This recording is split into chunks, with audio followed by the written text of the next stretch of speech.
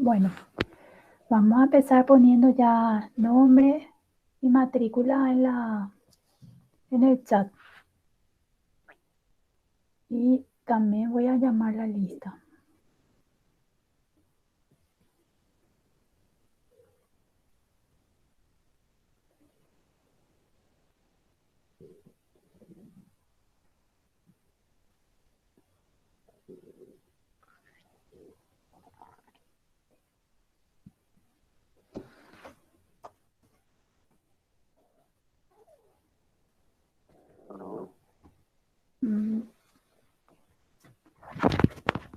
Me pasa mi micrófono.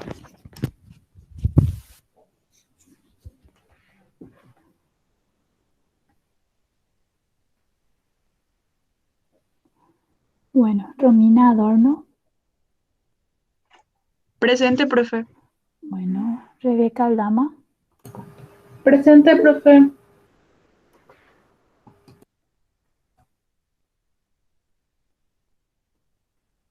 Quino, Sonia. Presente. Anela Aguadre. Annalise Austen. Matías Ábalos. Renzo Batilana. Presente, profe. Jonathan Benítez. Presente, profe. Lucía Benítez. Buen día, presente, profe. Buen día. Clara Becker. Camila Cabral. Presente, profe. María Cecilia. Presente, profe. William Cardoso. Buen día, profe, presente. Buen día. María Belén. Presente, profe. Elías Sicorio. Presente, profe. Ana Carmen. Presente, profe. Bueno. Romina Cubilla. Presente, profe. Sara Dávalos. Presente, profe. Ahí entró María del Mar. Entonces está presente. Bueno. Matías del Valle. Presente, profe. María de los Ángeles. Presente. Álvaro Manuel. Presente. Rebeca. Presente. María Paula. Presente, profe. Bueno. María Paz. Presente. María Belén. Presente, profe. Bueno. María Ayelén. Presente. Bueno, vamos a seguir. Karen. Presente, profe. Bueno. Camila. Presente, profe. Rolando. Patricia Ibarra. Presente, profe. Ornella. Presente. Jessica Cuo. Presente. Alejandro Mareco. Presente, profe. Karina Inés. Presente. Rocío Jazmín. Presente, profe. Brian Ulises. Presente, profe. José Carlos Monjes. Aldo Montiel. Presente. José Fabricio. Presente, profe. María Alejandra. Evelyn Margarita. Alfredo Prieto. Presente. Gabriela Desiré. Vivian Eunice. Presente. Carlos Alexandre. Presente. Bueno, María Mercedes. Presente. María Belén Sena. Presente. Antonio Emanuel. Presente, profe. Guillermo Ucher. Presente, profe. María Belén Velázquez. Presente, profe. María Belén Salazar. Presente. Bueno, chicos, después seguimos más tarde. Ahora vamos a empezar ya con la profe, ¿sí?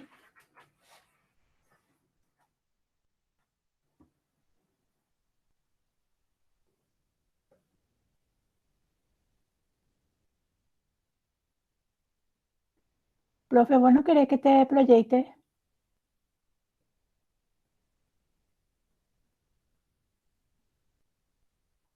Ahí se quedó colgado su...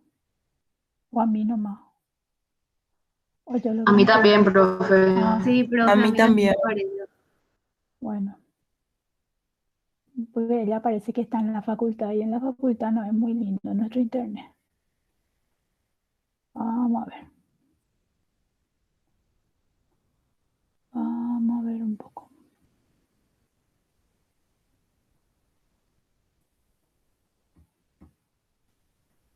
¿Quién entró último?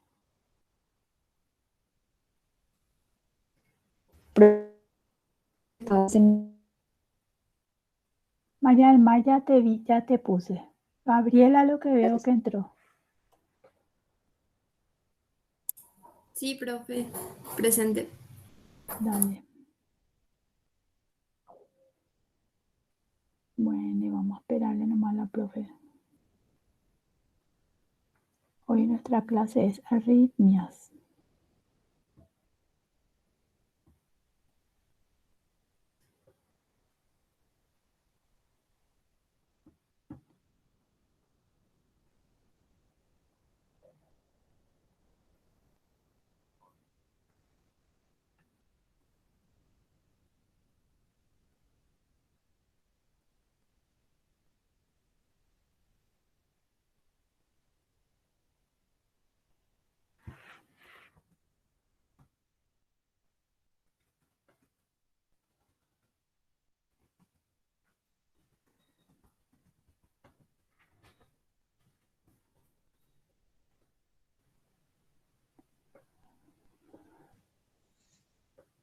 Ahí ya está la profe.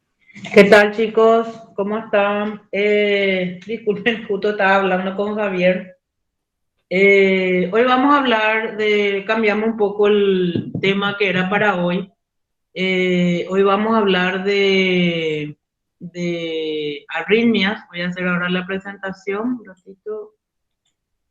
Porque lo que estuvimos conversando con la doctora Barreto es que en primer lugar sería interesante que ustedes primeramente vean las patologías que luego finalmente son las que llevan a insuficiencia cardíaca. La primera clase, que fue valvulopatías, esta clase que es arritmias, y el sábado que vamos a estar dando cardiopatía isquémica. Entonces son las causas más frecuentes de insuficiencia cardíaca, sobre todo las isquémicas, evidentemente, ¿verdad? Entonces, cuando hablamos de arritmia, generalmente uno tiene que retrotraerse a las clases de potenciales de acción que tuvieron en biofísica, en fisiología, y recordar un poquitito los potenciales de los miocitos cardíacos en relación de que los mismos sean aquellos miocitos que sirven para contraerse, que son los auriculares y las ventriculares, y luego del sistema éxito conductor, que tienen potenciales de acción un poco diferentes, como podemos observar aquí en un primer gráfico, específicamente hablando del nódulo sinoauricular y del no aurículo ventricular, que justamente comparten la morfología de la formación del potencial de acción, y sobre todo recordar las diferencias, ¿verdad? Por eso es que en fisiología se hacía mucho hincapié, y les invito un poquitito a que vuelvan a ver esa parte de fisiología cardíaca, la parte de potenciales, cuáles eran las diferencias en cuanto a cómo se generaba este potencial de acción del nódulo sinusal, del nódulo aurículo ventricular, y cómo lo hacía del músculo cardíaco contráctil. Recordar que fundamentalmente el músculo cardíaco contráctil genera una despolarización desde un potencial de reposo muy negativo, entre menos 80 a menos 85 milivoltios, una despolarización por apertura de canales de sodio, primeramente por difusión y luego por voltaje. Para eso había que llegar a un umbral que como son canales rápidos, se produce muy rápidamente, valga la redundancia, la despolarización, y luego cuando se inicia la repolarización, que es lo que observamos aquí en este gráfico, ¿verdad? Entonces ahí vamos a ver que la salida de potasio se inicia, generando un ligero descenso de ese potencial de espiga, ¿verdad? Y luego bruscamente es interrumpido por la meseta, que es por el ingreso de canales lentos de sodio-calcio, fundamentalmente calcio, hasta que finalmente el mismo también se cierra y se continúa con la salida de potasio, generando el potencial, la fase de repolarización del potencial de acción, el cual finalmente llega a un grado de activación de bomba de sodio-potasio ATPasa para que luego todo se ponga en su lugar. Y luego tenemos de las células automáticas, que se las llama así porque pertenecen al miocardio, que tiene como función originar y conducir un potencial eléctrico al resto del tejido miocárdico. Que es muy necesario para iniciar seguidamente el mecanismo de contracción muscular, tanto en aurícula, generando la contracción auricular, que como todos sabemos en el electrocardiograma se representa por la onda P, y luego la despolarización del ventrículo, que se representa por la presencia de la QRS, que justamente cuando es despolarización y repolarización vamos a ver que se termina por producir la onda T, ¿verdad? Cuando termina la onda T es porque terminó la repolarización de los ventrículos. En cuanto al potencial de acción del nódulo sinoauricular, la gran diferencia es que tiene un potencial diastólico mucho menos negativo, es de menos 60, menos 65, algunos libros dicen inclusive menos 55, o sea que está muy cerca a un potencial umbral, por lo tanto ese potencial no se puede llamar de reposo per se. Y ese potencial de reposo ese potencial diastólico se caracteriza por no ser horizontal, como vemos aquí, sino vemos que es perpendicular hacia arriba.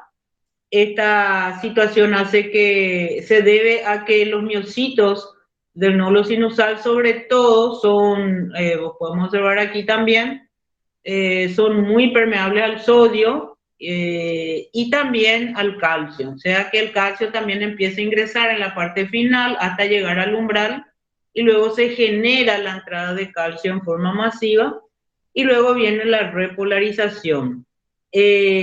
Tanto en el nódulo sinoauricular como en el aurículo ventricular observamos que la repolarización viene inmediatamente después de que terminó la despolarización, no hay meseta ni nada por el estilo. Ahora, luego vemos que los potenciales de las de His o de las fibras distales de Purkinje incluso son un poco más parecidos.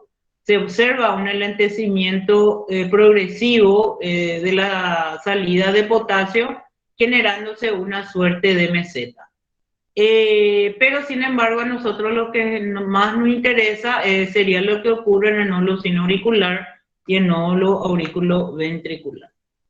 Entonces vamos a entrar en todo lo que es la definición de lo que es arritmia. Como dice aquí, se denomina a cualquier trastorno del ritmo cardíaco causado por alteraciones en ¿qué cosa? En la formación y en la conducción. Entonces cuando hablamos de la formación, generalmente tenemos que recordar dónde se genera el potencial de acción, y la conducción es cuando ese potencial se distribuye a los tejidos vecinos. Entonces son dos situaciones diferentes. Uno puede alterar cómo se forma el potencial de acción en cuanto a sus periodos refractarios. Recordemos que los periodos refractarios absoluto y relativo tienen mucho que ver con proteger la producción del potencial de acción y de que esa célula no se despolarice, por ejemplo, cuando está despolarizándose. Y generalmente ese periodo refractario relativo, absoluto, disculpen, puede durar hasta el tercio, hasta el primer tercio o hasta el 2/3 de la repolarización, y luego viene el periodo refractario relativo, que ya tiene que ver con cuando se acerca más al potencial de reposo en el periodo de repolarización, en donde si cayese un potencial o un estímulo muy importante en ese momento, podría generar potenciales de acción sobre eso. Eso también lo explicamos el año pasado cuando hablamos de los potenciales de acción en el músculo cardíaco. Entonces lo que vamos a hacer es tratar de clasificar las arritmias según su alteración. Entonces podemos clasificar el primer grupo, que tiene que ver con alteraciones en la formación del impulso eléctrico, que a su vez pueden ser una alteración del automatismo normal. Cuando hablamos del automatismo normal, hablamos de que la frecuencia cardíaca puede aumentar o disminuir de los valores normales en reposo. Entonces, generalmente estas situaciones pueden estar relacionadas a eventos fisiológicos normales. Por ejemplo, una taquicardia sinusal cuando yo hago ejercicio físico, o una bradicardia sinusal cuando yo me voy a descansar, me voy a dormir. Y esas dos situaciones generalmente obedecen principalmente a la actividad simpática por un lado y parasimpática por el otro lado. Eso es una alteración del automatismo normal que podemos observar aquí en este grupo, ¿verdad? La bradicardia y la taquicardia sinusal, en donde en el primer ejemplo observamos la taquicardia. Por eso es que el año pasado, cuando habíamos preguntado cuáles son los criterios para hablar de que un electrocardiograma tiene un ritmo sinusal, no estaba dentro de esos criterios la frecuencia cardíaca, porque si decíamos que tiene que estar entre 60 y 100 latidos por minuto el electrocardiograma para hablar de un ritmo sinusal, nos íbamos a equivocar. ¿Por qué? Porque el ritmo sinusal se puede mantener, como observamos aquí en este gráfico de abajo, donde vemos un electro que está latiendo a 50 latidos por minuto, pero mantiene todas sus ondas normales. Mantiene una onda P positiva delante de la QRS, y se observan todas las ondas, como les dije, pero sobre todo que después de cada P venga una QRS, que haya un segmento PQ entre ellos, y eso, entonces, repito, es que el ritmo es sinusal, ya sea una bradicardia o una taquicardia, en donde podemos observar que este paciente está latiendo a cerca de 150 latidos por minuto, y sin embargo podemos observar la onda P delante de la QRS, lo que me señala que esta taquicardia sigue siendo sinusal, ¿verdad? Uno tiene que tener un buen ojo, evidentemente, cuando se trata de electrocardiograma. Luego tenemos la aparición de automatismos anormales, en el cual las circunstancias en las cuales puede aparecer señala que por algún motivo nuestro corazón, por algún motivo ya patológico, como por ejemplo isquemias o alteraciones electrolíticas que alteran los potenciales de acción, puede hacer que algún segmento muscular cardíaco que no tiene que ver con ser el marcapasos, porque normalmente no lo es, se convierta en marcapasos. ¿Por qué? Porque la isquemia o la alteración electrolítica hace que ese tejido se vuelva mucho más hipersensible al estímulo, y genere más fácilmente potenciales de acción, a lo mejor más rápido que el nódulo sinusal. Entonces, por eso se llaman estos automatismos anormales, ¿verdad? Uno puede observar estos automatismos anormales y puede sobrepasar, y por lo tanto uno puede observar que hay alteraciones en cuanto al ritmo sinusal. Repito, eso puede verse en situaciones de isquemia y de alteraciones electrolíticas.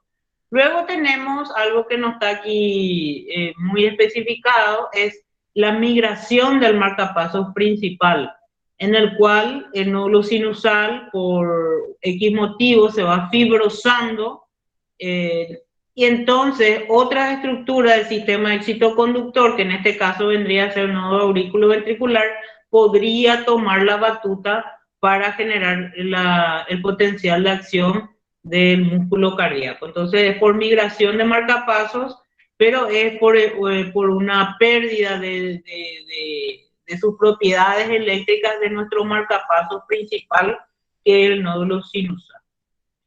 Muy bien, entonces eso es lo que podemos decir en cuanto a los automatismos anormales. Y por último, dentro de este grupo se encuentran las actividades desencadenadas. Estas actividades desencadenadas tienen que ver justamente con el periodo refractario relativo y alteraciones de los canales electrolíticos, ¿verdad? En este caso son conocidas como despolarizaciones eléctricas anormales, que se originan siempre precedidas de un potencial de acción. O sea, no van a aparecer solas, sino que se tiene que estar generando un potencial de acción, y sobre ese potencial de acción se genera esta actividad eléctrica desencadenada. Como ocurre después de iniciarse de ese potencial de acción, se les llama postpotencial. Y según cómo aparece en el tiempo o muy rápidamente cuando la repolarización se está produciendo, prácticamente en sus 2/3 de inicio, ahí aparecen potenciales nuevos porque ha caído un estímulo muy poderoso, pues se generan los postpotenciales precoces o tempranos. Y lo otro es un potencial tardío, en el que inmediatamente después que terminó la repolarización ya se inicia un potencial sin dar tiempo a que haya un periodo de reposo. Entonces, esas actividades desencadenadas generalmente se ven en el miocardio ventricular, y eso genera, por lo tanto, arritmias ventriculares que pueden ser peligrosas, ¿verdad? Muchas veces estos pacientes son personas que nacen con alteraciones de los canales de calcio, que pueden hacer que la meseta dure más tiempo de lo normal, o alteraciones en los canales de potasio, que hace también que la repolarización tarde más de lo normal, dando tiempo de que caiga un estímulo y se genere ese tipo de taquiarritmia ventricular. Aquí, por ejemplo, tenemos el QT prolongado, que puede entrar dentro de este criterio de arritmias de origen de actividades desencadenadas, en donde en este caso observamos cómo la meseta dura más tiempo de lo normal, ¿verdad? ¿Y cómo yo puedo descubrir que este paciente puede tener este problema? Porque para eso nosotros enseñamos el segundo curso cómo medir los intervalos. Y aquí el intervalo QT, que como siempre decimos, es aquel intervalo que justamente abarca la despolarización y repolarización ventricular, y señala mucho cómo se está manejando el calcio. Si está prolongado, como podemos observar aquí, comparando un QT corregido normal con un QT corregido muy prolongado, yo puedo hacer el diagnóstico, evidentemente, de síndrome QT prolongado, pero sobre todo saber qué riesgo corre el paciente de que pueda hacer actividades desencadenadas, por ejemplo. ¿Está bien? Y el segundo grupo de arritmias, porque lo que hablamos recién eran todas arritmias por alteraciones de la formación. Alteraciones del automatismo normal, alteraciones del automatismo anormal y actividades desencadenadas. Esas serían parte de lo que es esta situación. Lo otro es la arritmia por alteración de la conducción. Ustedes pueden decir, bueno, puede haber arritmias que pueden ser mixtas, sí. Pueden haber arritmias que pueden compartir alteraciones de la conducción y de la formación. Eso puede haber sin ningún problema. Pero nosotros aquí, debido al corto tiempo que tenemos para enseñar arritmias, entonces vamos a enfocarnos en forma separada. En este sentido, cuando hablamos de alteraciones de la conducción, podemos pensar en dos tipos grandes de arritmias. Primero, los bloqueos y segundo, las arritmias por mecanismo de reentrada. Cuando hablamos de los bloqueos, podemos clasificar los bloqueos en bloqueos transitorios, fijos y funcionales. ¿Qué son esos bloqueos? Los bloqueos transitorios son los bloqueos que duran mientras, por ejemplo, un miocardio que está en isquemia perjudica la conducción a través de una vía de conducción.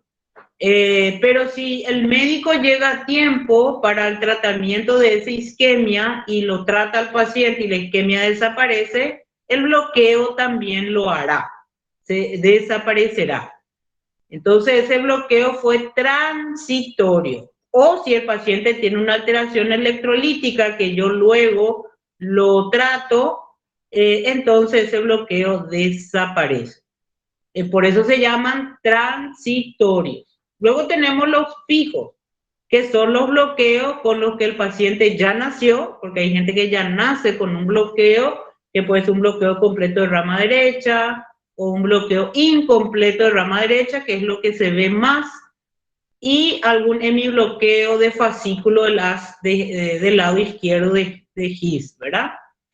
Pero también pueden haber situaciones en que un bloqueo que en un principio era transitorio, si no llegamos a tiempo, ese bloqueo puede convertirse en fijo. Ejemplo, la isquemia que luego se infarta el miocardio, entonces se infarta parte de las ramas que conforman el sistema excitoconductor, pues el bloqueo se quedará fijo.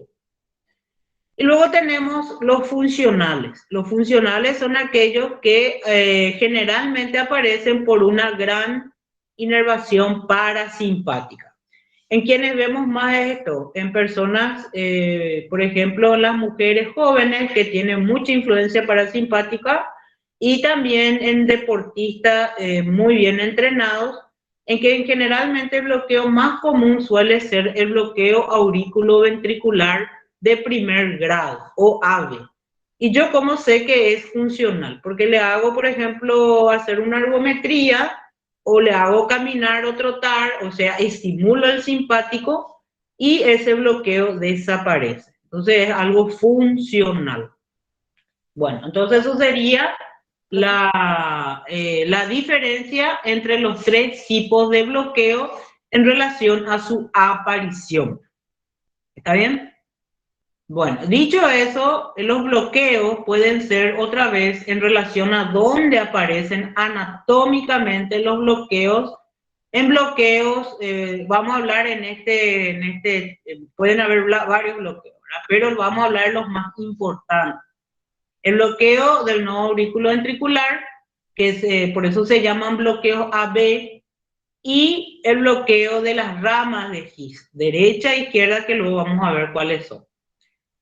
Vamos a hablar primeramente del bloqueo de primer grado, que como observamos en este gráfico, le caracteriza la lentitud con que el impulso eléctrico pasa más lento de lo normal de la aurícula al ventrículo a través del nodo AB. Porque todos sabemos que aquí en el nodo AB debe luego existir un enlentecimiento de la velocidad de conducción, pero en el bloqueo de primer grado se enlentece mucho más, haciendo que el intervalo PQ que observamos aquí sea mayor de 0,20 segundos.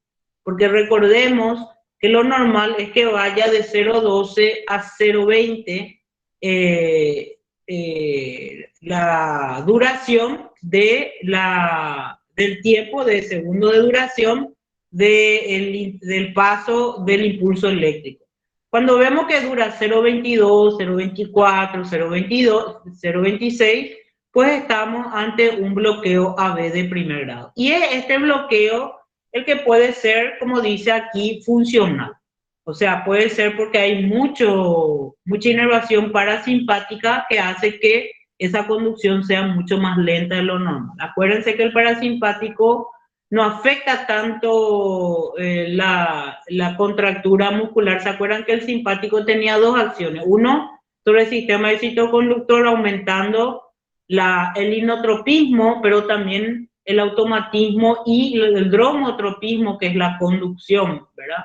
Y en cambio el parasimpático tenía más influjo solamente sobre el sistema excitoconductor, muy poco sobre el inotropismo, porque si supuestamente siempre se le tiene como un inotrópico negativo, pero su acción sobre el músculo miocardio contráctil es muy leve. Sí, su acción sobre el sistema excitoconductor es bastante importante y la conducción puede enlentecerse bastante. Repito, eso se puede ver en personas jóvenes, en mujeres sobre todo, y en deportistas muy bien entrenados. Pero también pueden haber bloqueos AB de primer grado fijos sin ningún problema. ¿Alguien preguntó algo? Sí, no sé, ¿se me escucha? Sí.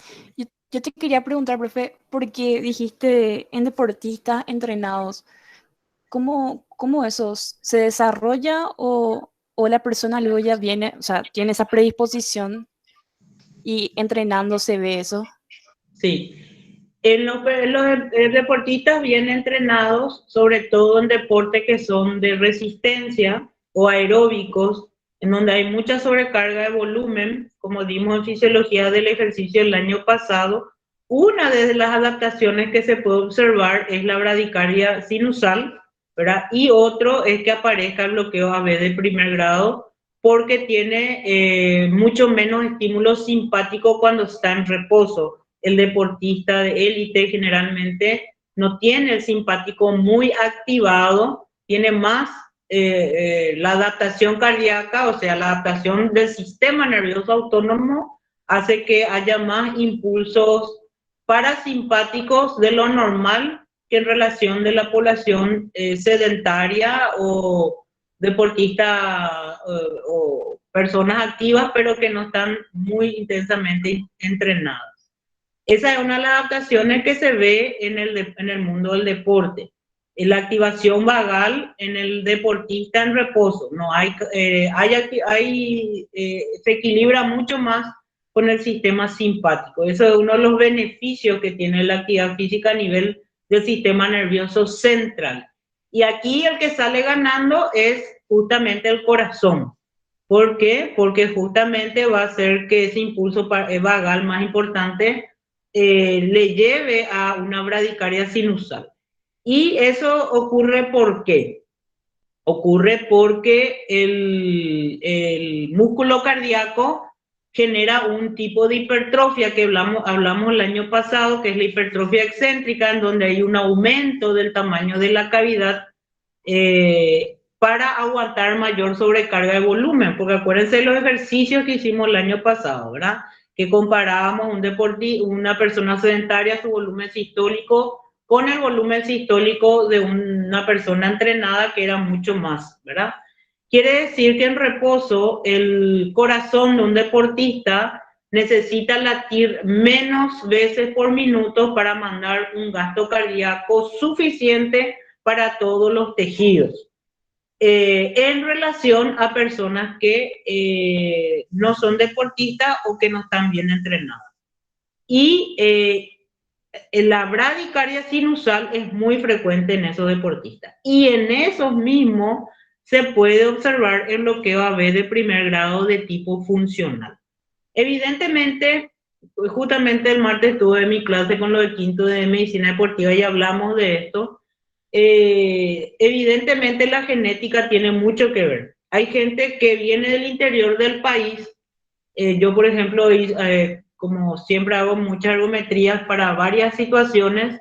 Una de las cosas que ya después de casi 5.000 ergometrías o más que he hecho en mi vida, una de las cosas que más me ha llamado la atención de la población joven en general es que hay mucho bloqueo incompleto de rama derecha, que yo siempre digo que no pasa nada, uno nace muchas veces con eso, se ve bastante. Y lo segundo es que la gente fundamentalmente que viene del interior del país tiene una bradicardia sinusal sin tener un historial deportivo. Pero también hay que recalcar que la mayoría de estos chicos que vienen para entrar, por ejemplo, a la escuela de policía, los militares o hacer la escuela de educación física que vienen del interior, normalmente desde muy pequeños hacen mucha actividad laboral, familiar, en cuanto a que pueden estar en la chacra, o pueden estar con ganado, o pueden estar en la granja, o tienen que caminar largas distancias para llegar a un lado, o ir en bicicleta. Entonces, generalmente tienen una actividad mucho más, diríamos, activa, ¿verdad? Sin embargo, una creencia que yo tengo en cuanto al paraguayo es que el paraguayo en general, sobre todo la gente joven, ¿verdad?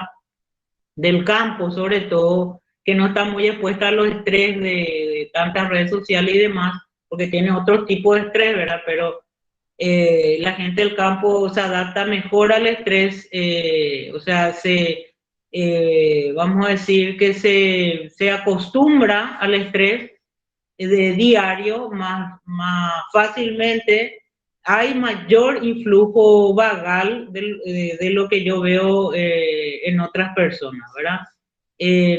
Yo he visto personas que vienen y le pongo los electrodos para subirse al ergómetro y su frecuencia cardíaca ya está en 120 porque ya entran en ansiedad de que van a ir a subirse a una cinta y van a correr, ¿verdad?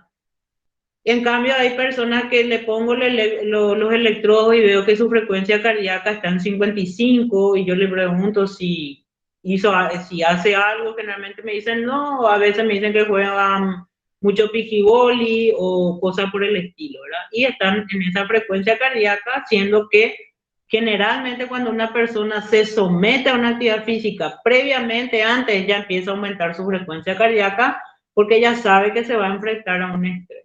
Pero he visto que una gran proporción de estos pacientes no lo hacen, y eso que no son deportistas de élite, por lo tanto. Entonces la respuesta, así te explico así con antecedentes, desde lo que yo hago, es que evidentemente hay alguna cuestión genética que está relacionado, sí, pero siempre son personas que son muy activas, ¿verdad? Y luego tenemos las mujeres que generalmente son muy hipotensas. La mujer paraguaya es bastante hipotensa, la gente joven sobre todo que tiene 90, 60 y eso. Y se puede ver también que haya mucho estímulo vagal, ¿verdad? Y también se pueden ver estos bloqueos AB de primer grado. Sin embargo, para tranquilidad de ustedes, ver un bloqueo AB de primer grado no es tan preocupante si no está dentro del marco de alguna enfermedad, por ejemplo, una isquemia o algún otro tipo de alteración. O sea, si yo veo en una persona joven un bloqueo AB de primer grado, recuerden, ustedes mismos lo pueden hacer cuando estén con esos pacientes. Si tienen solamente un electrocardiógrafo, ¿qué van a hacer? ¿Qué le parece que van a hacer? Le van a hacer el electro y luego le dicen, bueno, hace 30 payasitos. Hace 30 payasitos, la acuestan otra vez, le toman su electro, y si ven que desapareció ese bloqueo AB de primer grado, era una AB de primer grado funcional. ¿Está bien? Entonces se sacan la duda sobre eso. ¿Está bien? Muy bien. Genial, profe. Dale. Lo otro que vamos a ver es el bloqueo de segundo grado. Ya el bloqueo de segundo grado ya es otro cantar. El bloqueo de segundo grado podemos clasificarlo en MOVITS 1, que también se le llama bloqueo con ritmo de Buenquebach, y el bloqueo AB de segundo grado o MOVITS 2. La diferencia entre los dos es cómo la onda P y la QRS se van alejando unas de otras. Acá podemos ver que el intervalo PQ, ¿verdad? O PR, si es que no hay onda Q, como ustedes quieran, está en una distancia normal. En el segundo latido vemos que la P ya se va alejando paulatinamente la QRS y luego se va alejando más y finalmente desaparece una QRS, ¿sí? O sea que aquí de 1, 2, 3, en la cuarta, entonces vemos que desapareció, hay una P, pero ya no hay una QRS. Este tipo de alejamiento paulatino de la onda P de la onda QRS se conoce como ritmo de Wenckebach, que es lo que les diferencia del bloqueo AB segundo grado MOVIS 2, que no se aleja en forma paulatina, sino que de entrada hay un intervalo PQ aumentado, ¿verdad? Vemos aquí que está aumentado, no hay un alejamiento paulatino. Sin embargo, aquí vemos que una onda P está delante de la Q, de la QRS, la onda T, luego viene la onda P y no hay un latido ventricular otra vez, no hay una QRS. O sea que aquí hubo un latido normal y luego en el segundo latido vemos que el mismo no se produce luego de la onda P. Luego vemos, otra vez aparece la onda P, la QRS, T, la P, la QRS, T, la P, la QRS, T. Y luego puede volver a desaparecer un QRS. Entonces, cuando vemos que la QRS desaparece luego de que hubo un intervalo paulatino aumentado entre la P y la QRS, a eso se le llama MOVIX tipo 1.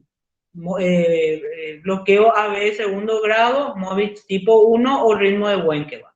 En cambio, si vemos que está alejado desde un principio, pero que de repente desaparece una QRS, se le conoce como MOVIX de tipo 2. Bloqueo AB segundo grado, MOVIX tipo 2. ¿Está bien?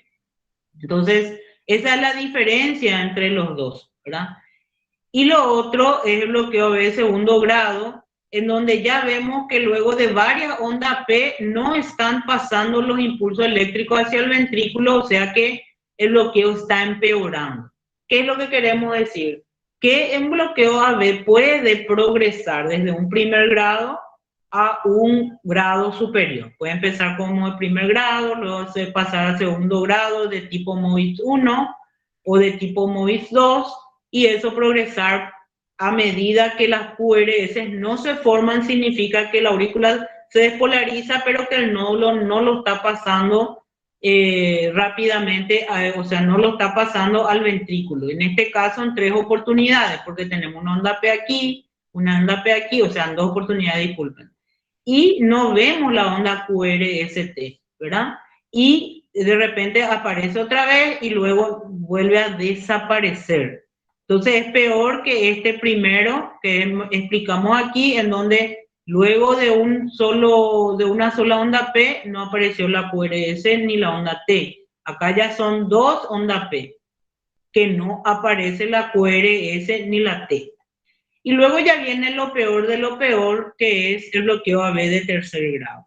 El bloqueo AB de tercer grado ya no hay ni un paso del impulso eléctrico desde la aurícula hacia el ventrículo porque el nodo AB está totalmente bloqueado.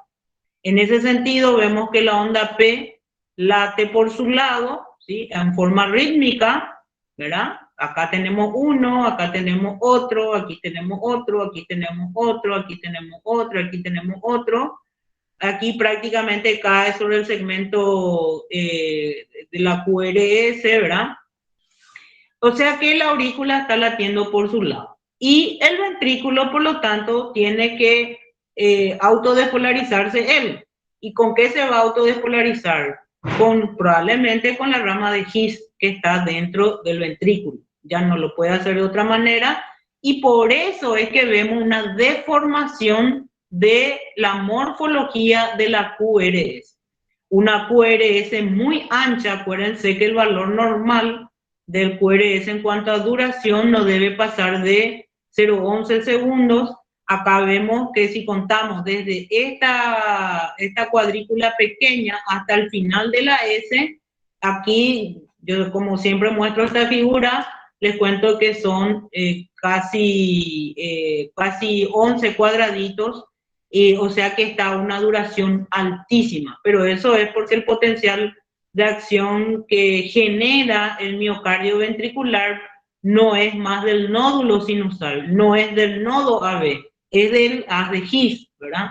Entonces, la morfología de la QRS sale totalmente aumentada de tamaño. Entonces, eso es para que ustedes entiendan que la aurícula está latiendo por un lado con sus propios potenciales, entonces la onda P que vemos anormal, pero lo más anormal que vemos son las morfologías, las QRS, que se ven todas las derivaciones, en todas las derivaciones. En D1, D2, D3, ABR, ABL, ABF, DB1, AB6. ¿Por qué? Porque no hay paso repito, eléctrico de aurícula a ventrículo. Entonces el ventrículo se tiene que campanear solo, ¿sí? Con su propio sistema de conducción. En este caso, ahí su marcapaso va a ser probablemente el haz de His, ¿verdad? En relación a que el mismo, ustedes se acuerdan que la despolarización del haz de His va de 15 a 30 potenciales de acción por minuto. Entonces, si uno mira cuánta frecuencia cardíaca tiene este paciente bloquea a veces un grado avanzado lo ya está mal, ¿verdad? Porque si ustedes cuentan 1, 2, 3, 4, 5, 6, 7, 8, 9, 10, acá luego ya está latiendo a 30 latidos por minuto. Y acá, ¿verdad? La misma cosa. Entonces, lo que vemos es que a medida que esto empeora, este paciente necesita urgentemente un tratamiento. Generalmente el tratamiento urgente es ponerle un marcapasos, evidentemente, a estos pacientes que hacen bloqueos graves.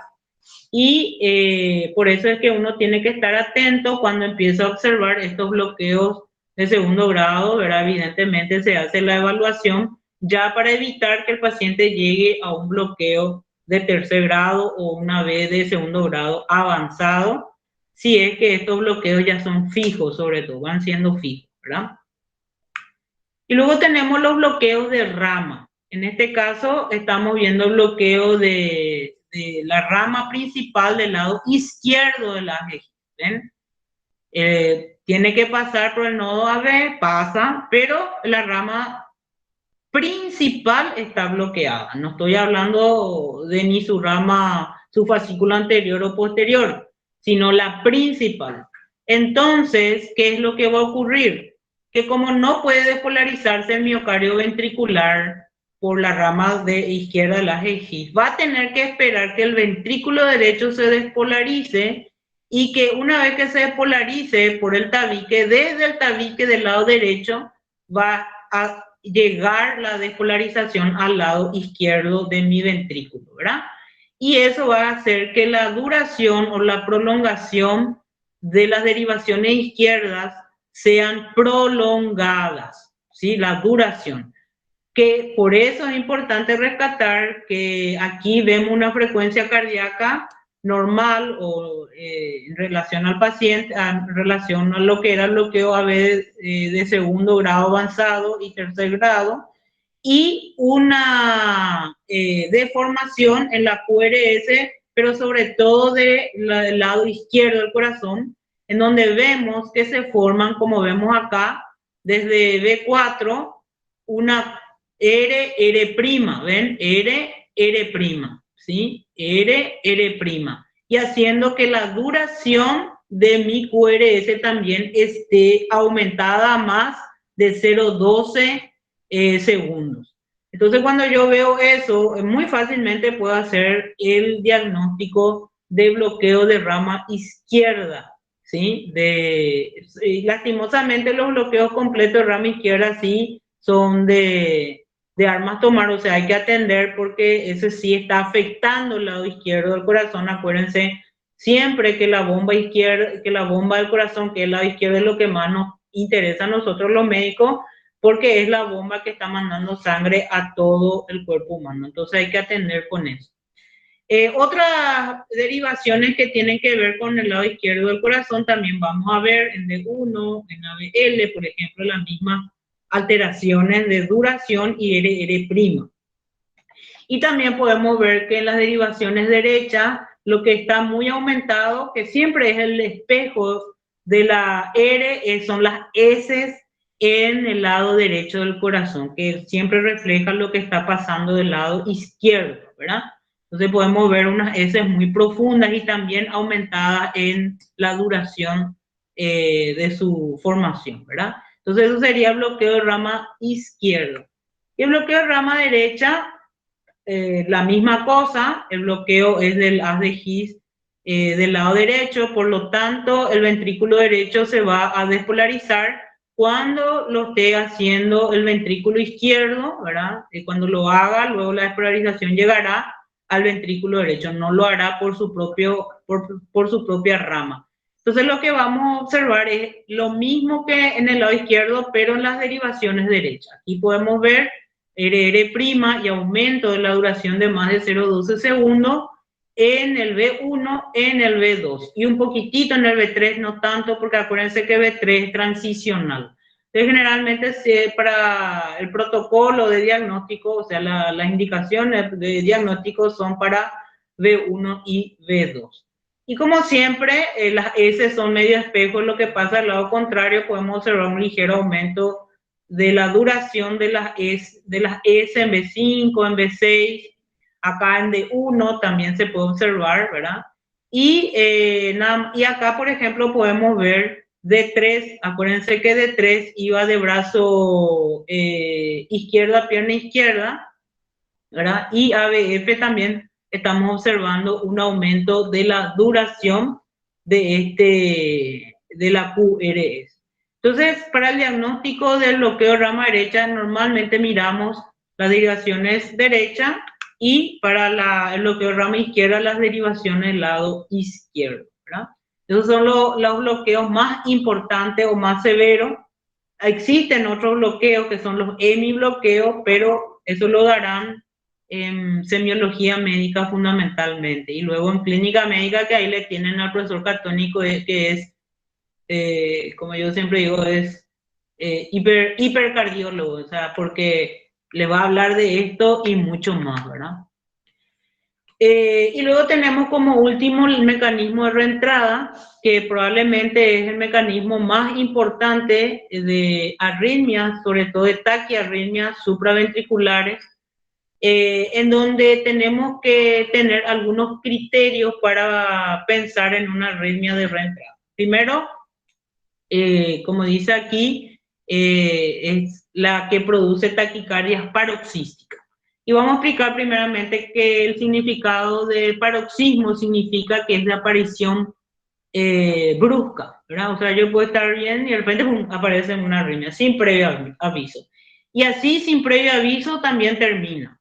Hay veces que nosotros podemos ayudar con ciertas maniobras a que termine, ¿verdad? Porque a veces apeligra una situación X, ¿verdad? Entonces, nosotros tenemos que saber algunas maniobras o utilizar algunos antiarrítmicos si es que las maniobras no sirven. En general, los cardiólogos, sobre todo los que se especializan mucho en arritmias,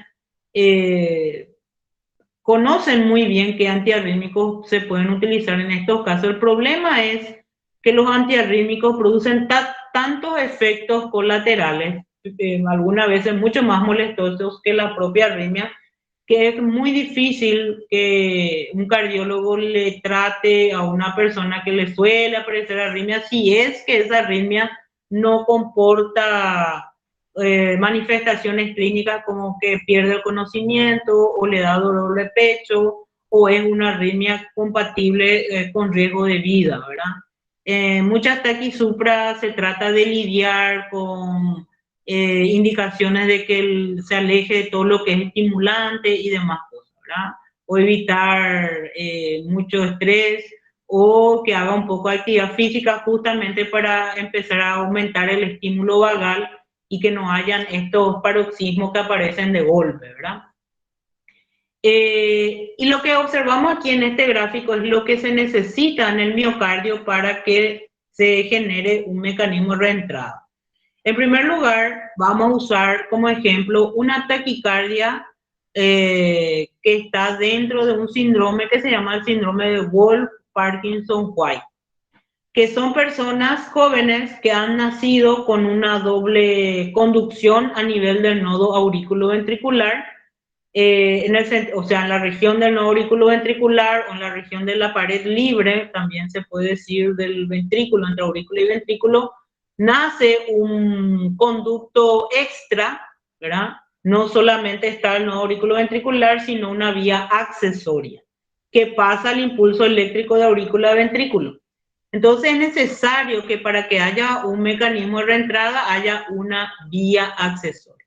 El segundo criterio es que esa vía accesoria sea más rápida que la vía normal, porque sabemos que el nodo AB es lento, ¿verdad? ¿Se acuerdan de lo que ya dijimos? En cambio, la vía alternativa o accesoria, como no tiene las características histofisiológicas de los miocitos del nodo aurículo-ventricular, la conducción por esa vía accesoria es rápida, ¿sí? Entonces tenemos una vía rápida que se le llama vía beta, y una vía lenta, que es la normal, que es la del nódulo AB, que se le llama la vía alfa, ¿sí? Entonces, ¿qué es lo que puede ocurrir en una situación X? En primer lugar, yo lo que voy a observar es que en el electrocardiograma normal de estos pacientes, debido a que la conducción por la vía rápida anómala, el impulso eléctrico va a llegar más rápido al ventrículo, voy a ver un intervalo PQ o PR acortado. O sea, en vez de que sea 0,12 a 0,20, va a ser 0,10, va a ser 0,8, va a estar muy cortito va el intervalo PQ, lo que me señala que hay una vía rápida. Y lo segundo es que podemos observar una onda que le conocemos como onda delta en la formación de la onda QRS, que me habla de la doble llegada eléctrica desde aurícula a ventrículo, por la vía rápida y por la vía lenta, ¿verdad? Generando una, como generalmente esa onda delta se observa al principio de la R, le da como una pancita y se le llama onda delta, parece que la duración de la QRS es mayor de lo normal, pero es por esa onda delta que llega, ¿verdad? Es que tiene que ver con que el impulso eléctrico por la vía rápida llega más rápido, valga la redundancia, y luego va a llegar por la vía normal lenta para hacer la QRS, pero la onda delta se está formando y ahí llega la de la onda lenta y se genera la QRS. Entonces van a ver luego en clínica médica, ya en quinto curso, que esa onda delta también puede instalarse en otros lugares del propio QRS, y eso les va a hablar de dónde más o menos estaría la vía accesoria, pero eso ya es muy más ya de especialista y que vean pacientes, ¿verdad? Acá vamos a tratar de que ustedes entiendan esta situación, ¿verdad? ¿Qué es lo que puede ocurrir? Acuérdense que la aurícula que detiene el nódulo sinusal, vamos a suponer acá yo estoy mostrando con la flecha, aquí vamos a tener nódulo sinusal. El nódulo sinusal manda un impulso eléctrico. El impulso eléctrico llega, va más rápido por la onda, por la vía rápida accesoria, y también va por la vía lenta, porque los dos son tejidos eléctricos, no hay ningún bloqueo ni nada, van los dos, no hay ningún problema. Ahora, el nódulo sinusal, acuérdense que es lo que genera, ¿verdad?, la frecuencia cardíaca. Y también el latido, ¿verdad? Tan, tan, tan. Y de repente manda una extrasístole. Tan, tan. Entonces, ¿qué pasa? Todos nosotros en algún momento del día tenemos extrasístole. Entonces, significa que va a mandar un potencial de acción y por esa extrasístole manda un potencial de acción muy rápidamente, más rápido de lo normal. Sin respetar, vamos a decir, ese ritmo que le dije. Tan, tan, tan, potencial de acción, potencial de acción, potencial de acción. Del nódulo sinusal de repente hace esto, ¿verdad? Manda más rápidamente el potencial de acción. Entonces, ¿qué pasa? Que el primer potencial que mandó normalmente llega y va por la vía rápida y la otra va por la vía lenta. Y el impulso que llega más rápidamente, que es el extrasístole, cuando llegue detrás de la otra, ¿qué va a pasar? Le va a encontrar a la vía rápida bloqueada. ¿Por qué? Porque se está despolarizando más rápidamente que la vía lenta. Entonces le va a encontrar en el periodo refractario absoluto. Y por lo tanto va a ir por la vía lenta, ¿sí? No le queda otro que ir por la vía lenta. Y cuando va a llegar al ventrículo, o sea, llega al ventrículo, ¿qué va a pasar?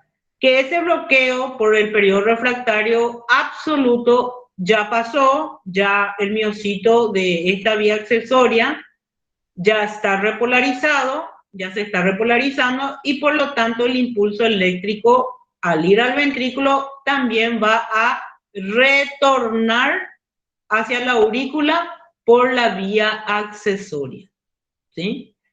Generando esta reentrada que luego va a ir a la aurícula y va a ir de vuelta hacia la vía lenta normal. Entonces, este circuito que se genera, que se llama mecanismo de reentrada, es lo que va a producir la taquicardia supraventricular paroxística, que es más o menos lo que vemos en este gráfico, en donde observamos, vamos a ver la onda, el gráfico B, que se ve mucho mejor. Vemos, primera cosa, un electro en reposo sin taquicardia, en donde vemos un intervalo PQ muy cortito, y la flecha señalándole la onda delta, ¿sí? Y luego, ¿qué ocurre? Lo que les dije, ¿verdad? La extrasístole que hace que se bloquee la vía accesoria porque todavía está llevando el impulso eléctrico anterior y por lo tanto que vaya por la vía lenta. Una vez que la vía lenta llega al ventrículo, va a encontrar a la vía accesoria ya disponible a ser despolarizada. Y va a ir hacia la aurícula y va a hacer el circuito el circuito de reentrada. Como el circuito de reentrada queda aquí entre el nodo AB y la vía accesoria y el ventrículo, la morfología de la QRS, que era así, cambia. Y se hace rápidamente, a una frecuencia muy alta, por eso se llama taquicardia, como a este nivel es supraventricular, porque tiene que ver con este mecanismo que está a este nivel, y es de aparición brusca y por lo tanto se llama paroxística. Eso se llama taquicardia supraventricular paroxística o taquicardia paroxística supraventricular. Que se puede hacer diagnóstico gracias a que yo ya sé por su electro a mi paciente que tiene un síndrome de Wolff-Parkinson-White, porque tiene intervalo PQ acortado y onda delta. ¿Puede haber alguna otra arritmia por reentrada que no sea el Wolff-Parkinson-White? Claro que sí, en todas partes puede haber. Puede haber en aurícula, puede haber en ventrículo. ¿Por qué? Porque el criterio es que siempre se generen dos vías, una que va a ser más lenta y otra que va a ser más rápida. Que no tenga que ser necesariamente la aparición de una vía accesoria por nacimiento, pero que yo puedo llegar a tener por algún problema isquémico o eléctrico, o de electrolito. Por ejemplo, también por valvulopatías. ¿Se acuerdan que hablamos de la estenosis de la válvula mitral? Que la aurícula se dilataba y esa dilatación hace que las vías de conducción que van a la aurícula, las vías internodales, alteren su longitud. Unas quedan más largas, otras más cortas, y también todo lo que es su característica histofisiológica. Entonces, en esas aurículas pueden haber inclusive mecanismos de micro reentrada que van a generar unas arritmias muy frecuentes en estos pacientes que se llama fibrilación auricular o flúter auricular. O lo mismo puede ocurrir en el mismo ventrículo, ¿verdad? Que puede generar por isquemia o por dilatación en la insuficiencia cardíaca también alteraciones de las vías que van en el haz de Purkinje, entre haz de Purkinje y haz de Purkinje, etcétera, etcétera. Entonces el mecanismo de reentrada realmente, mientras se cumple el criterio que hablamos recién, puede generarse en cualquier parte del músculo cardíaco, en aurícula, ventrículo, pero lo más clásico que siempre se enseña es la taquicardia paroxística supraventricular producida en el síndrome Wolff-Parkinson-White. Acá justamente vemos la fibrilación auricular, en donde vemos la pérdida de la contracción de la aurícula. Entonces, eso explicamos, la aurícula que normalmente se contrae al final del periodo diastólico ya no lo hace este movimiento.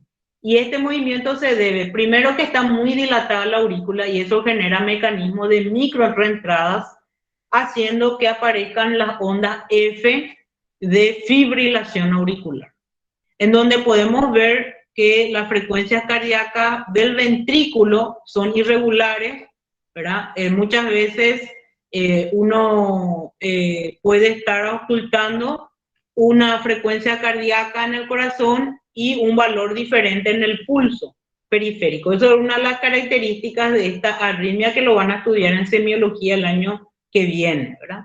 Y el flúter auricular, que es también una arritmia de aurícula, pero que tiene una frecuencia de producción un poco menor, ¿verdad? Tiene la característica de que las ondas P adoptan una forma de serrucho, por eso se le llaman ondas de serrucho, ¿verdad? Pero ambas fibrilación y aleteo o flúter auricular son producidas prácticamente por un mismo mecanismo, ¿verdad?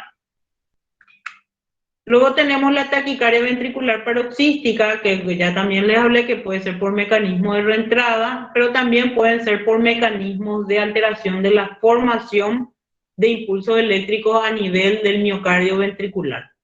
Y se habla de taquicardia justamente cuando la alteración morfológica del QRS sobrepasa las tres extrasístoles ventriculares, porque si mi frecuencia cardíaca y mi morfología es esta y de repente aparece uno de estos, yo digo mi paciente tiene extrasístole ventricular. Si aparecen dos y luego vuelve a ser normal, digo mi paciente tiene bigeminismo. Si aparecen tres y luego vuelve a ser normal, digo mi paciente tiene trigeminismo. Pero si aparecen 4 y más, ya digo que tiene taquicardia ventricular paroxística. ¿Por qué paroxística? Porque ven que aparece y desaparece bruscamente. Pero si esta taquicardia luego se comporta en forma continua, esto ya puede ir también a una fibrilación ventricular que generalmente lleva a la muerte súbita de nuestros pacientes. Entonces aquí, como parte final, vamos a ver algunas cosas más bien qué manifestaciones producen la arritmia. En primer lugar, la arritmia ya sabemos que son modificaciones de la frecuencia que clínicamente el paciente generalmente se queja de palpitaciones. La contracción auricular está disminuida, el tiempo diastólico sobre todo en una taquicardia está también disminuido porque aumenta la frecuencia cardíaca. Eso me puede hacer disminuir el volumen telediastólico y por lo tanto disminuir mi volumen sistólico. Si yo disminuyo mi volumen sistólico, voy a disminuir mi gasto cardíaco y eso puede generar síncope, o sea, pérdida del conocimiento si llegase a ocurrir eso.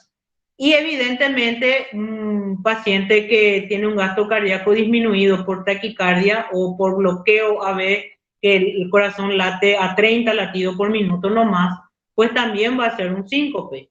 Todo eso también entra dentro del rubro de lo que es la insuficiencia cardíaca, porque la insuficiencia cardíaca es un síndrome que se define como la incapacidad del corazón de dar al cuerpo humano la sangre que necesita. Entonces, tanto por bloqueo grave como por taquicardias graves, yo puedo tener un gasto cardíaco disminuido. También otra cosa que se suelen quejar los pacientes es de dolor de pecho, generalmente cuando hay una taquicardia muy importante, porque el corazón consume mucho oxígeno, eso hace que entre en isquemia, porque la arteria coronaria no es capaz de suplir la necesidad en ese momento, y por lo tanto ese dolor de pecho anginoso puede ser causante de eso. Bueno, y para terminar vamos a ver un cuadro clínico de un niño de 12 años que acude a su pediatra para una revisión rutinaria. El paciente es un niño sano, sin antecedentes de nada.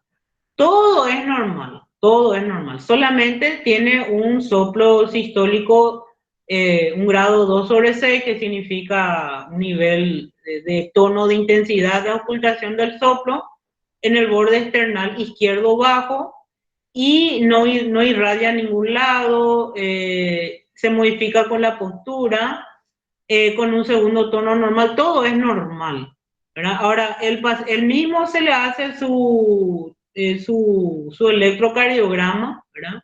Y lo que se va a encontrar es lo siguiente, y es lo que ustedes me van a decir. ¿Qué es lo que ve en este electrocardiograma y qué arritmia es? En primer lugar, acá yo ya los ayudo con una flecha. ¿Qué es lo que ven? Primeramente, la onda P, la Q, RS, la T. La onda P, la QRS, la T.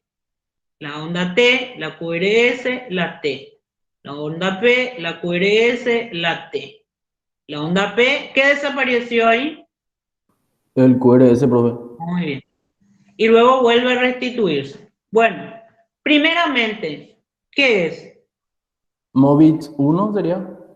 No, primero díganme qué es. ¿Una arritmia por formación o por conducción? Conducción, profe. Conducción. ¿Ahora qué es? ¿Un bloqueo AB o de rama? AB. AB. Muy bien.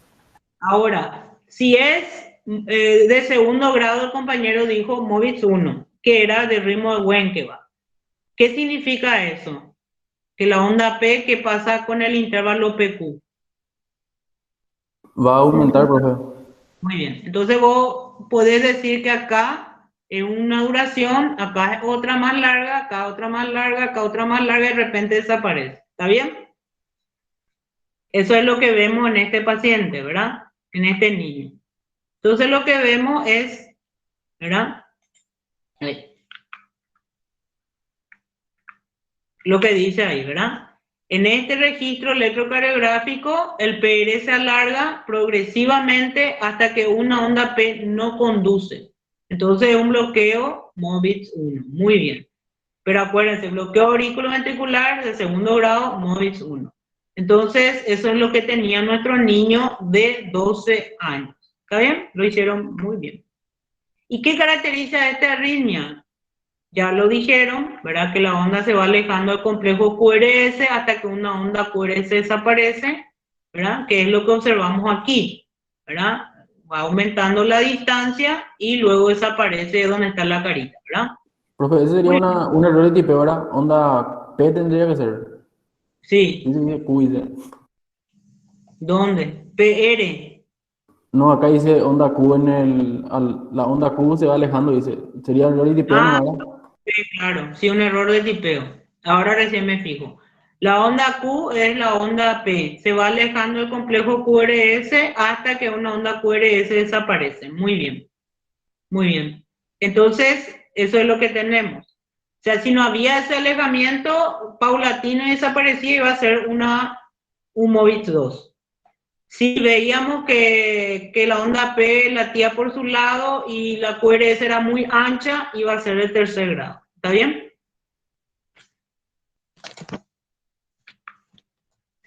Ya dijeron que una arritmia de formación, de conducción, ya me fui a otro lado.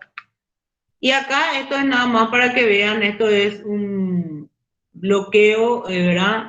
Uno puede observar la gran distancia que hay entre las QRS, lo que nos da una frecuencia cardíaca muy, muy baja, no vale la pena ni contar.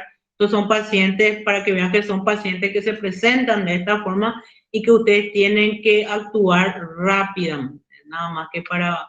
¿Este paciente puede sufrir síncope? ¿Qué les parece? Con esa frecuencia cardíaca de casi, no sé, si vamos a contar, tiene, a ver, 1, 2, 3, 4, 5, 6, 7, 8, 9, 10, 11, 12. O 300 dividido 12 es mucho menos que 30. ¿Le parece que puede tener síncope este paciente? Sí, ¿Por qué? porque está muy disminuida su frecuencia. ¿Y qué pasa con eso? ¿Cómo afecta el gasto cardíaco? ¿Qué le hace al gasto cardíaco? Disminuye. Disminuye. Acuérdense que el gasto cardíaco, ya dijimos, frecuencia cardíaca por volumen sistólico. Cualquiera de lo que, tanto una taquicardia muy importante que pueda disminuir el volumen sistólico, o un bloqueo tan importante, o una bradicardia tan importante que pueda disminuir mucho la frecuencia cardíaca, disminuye el gasto cardíaco y eso me lleva a un síncope. ¿Está bien? Muy bien, chicos. Terminamos aquí. En algunos libros ustedes van a ver que las arritmias se le clasifican en bradiarritmias y taquiarritmias. Es una clasificación clínica, porque lo primero que ve el médico es cómo está la frecuencia cardíaca y a partir de ahí es donde se va a ver el mecanismo que puede ser estar implicado en esa arritmia. Sin embargo, como nosotros dimos por alteración de la formación y alteración de la conducción, yo les invito a que cuando lean la parte de arritmia, no es que tienen que leer todas las arritmias, sino solamente aquellas que nosotros estuvimos viendo, los bloqueos AB de primer grado, el bloqueo de rama derecha, izquierda, taquicardias paroxística por Wolff, Parkinson, White, fibrilación auricular. Eso sería más o menos lo que ustedes podrían leer en su libro de clínica médica, la parte de mecanismo fisiopatológico, no la parte de tratamiento, nada de eso. Estamos hablando de los mecanismos fisiopatológicos. Le doy eso porque si yo les enseñaba desde el punto de vista clínico, probablemente íbamos a necesitar un mes de solamente dar arritmia. Entonces, por eso que la cátedra decide dar el mecanismo en cuanto a alteración de formación y conducción. ¿Está bien? Hay algunos, creo que hay un libro, no me acuerdo cuál, a lo mejor Ana sabe mejor que yo, que maneja el tema de la bibliografía, porque sí, había un libro pero es de un japonés, no sé si hay otro libro de fisiopatología donde hace esa clasificación. Creo que en ¿cómo se llama? El que era... El McPhee. no, el otro, el de... Creo que sí, había un libro que hacía esa clasificación que no lo tenía. El McPhee era, el McPhee. Hace la clasificación parecida a lo que presentamos aquí en la clase. ¿Está bien? Dice patológicamente por como pusiste vos por reentrada ahí. Sí. Está bien, chicos. Estamos entonces. Nos vemos próximamente. Hasta luego. Dale, profe, gracias. Gracias, doctora. Chao. Gracias, profes. Gracias, profe. Bueno.